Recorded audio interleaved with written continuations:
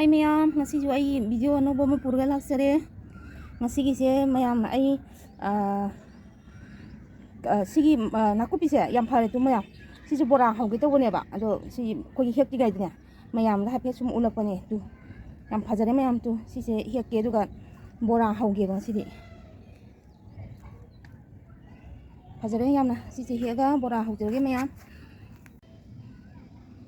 Mayam tu si gai he ba mayam.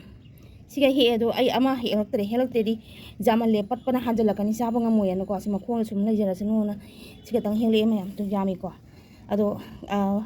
tu sigi tin hausa si je makhong ji andana ko ani sigi gamla ama si phuktat le duga no wa thare ba ko adegi sina kakhelai maru du ne mayam tu aina nuksa ma iron ge adegi nakupi bora ama hauge ni he pani ba ya ado tu sigi tin hausa si jana ne sigi gamla sa sida gini ko si pukta laina sumaina thabi re amu mo si tha de sumaina thantu ka ya re ba do na ko pisina tu sigi pambi sigi gamla simaga adagi si achawo simaga he ba ko si sima hek te mayam jamalen ado horen thong bugi timing da mu mayam da mu usara gi mayam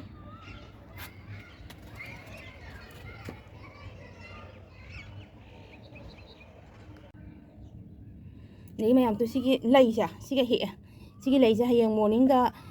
puja than bagine ba duk than bagine ba morning dong si matha da ka khala ko waye ba ko duk thalam da angang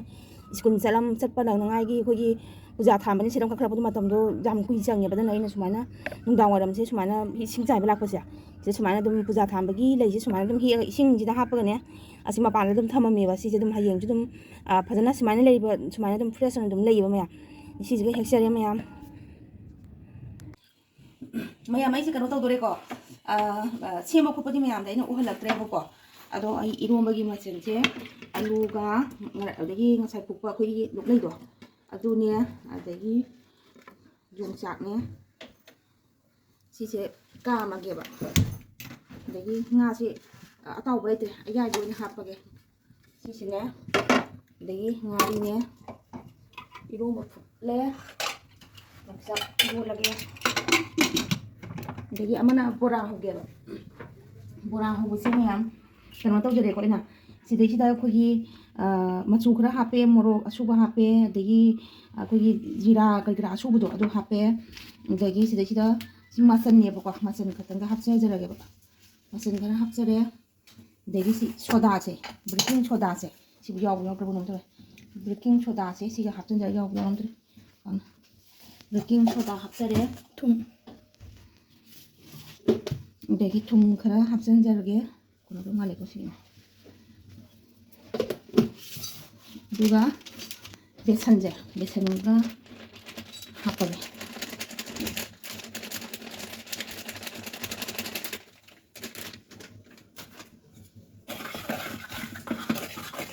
besan nak pula si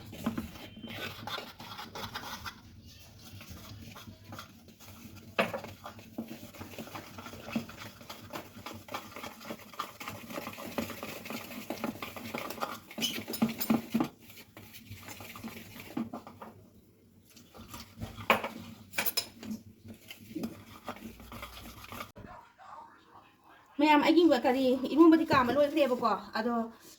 nakupi se tu sumaina hau do ni ko ai nakupi se sumaina sang na adagi sigi ti hau chana ne sumaina sigi mara si yaw ga hau si hau bane ba ko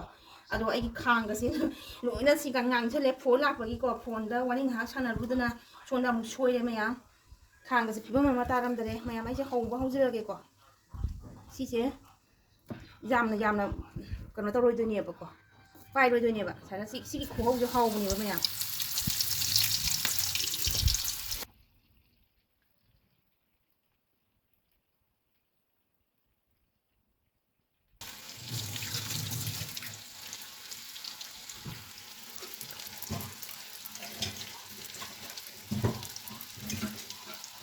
thảo của con này thiên qua đến đầu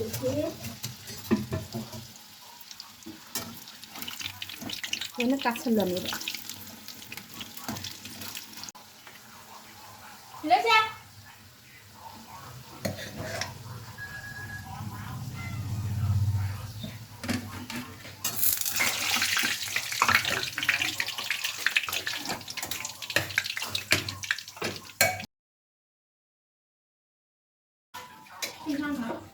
ꯃꯌꯥꯝ ꯑꯩꯁꯦ ꯂꯣꯏꯗꯣꯔꯦꯀꯣ ꯍꯧꯕ ꯂꯣꯏꯗꯣꯔꯦ ꯃꯌꯥꯝ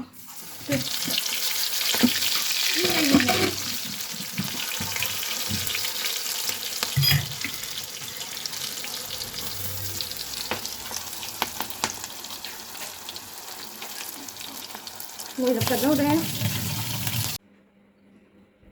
ꯃꯌꯥꯝ ꯑꯩꯒꯤ ꯕꯣꯔꯥꯅꯦ ꯑꯗꯒꯤ ꯀꯩꯅꯣꯅꯦ ꯂꯣꯏꯔꯦꯀꯣ ꯑꯩꯈꯣꯏꯒꯤ ꯌꯣꯡꯆꯥꯛ ꯏꯔꯣꯝꯕꯒ ꯂꯣꯏꯔꯦꯀꯣ ꯃꯌꯥꯝ ꯇꯨ ꯃꯌꯥꯝ ꯑꯗꯣ ꯁꯤꯒꯤ ꯇꯤꯜꯍꯧꯁꯦ ꯁꯨꯃꯥꯏꯅ ꯀꯔꯤ ꯑꯩꯈꯣꯏꯒꯤ ꯃꯔꯥꯁꯤ ꯌꯥꯎꯔꯒꯅꯦ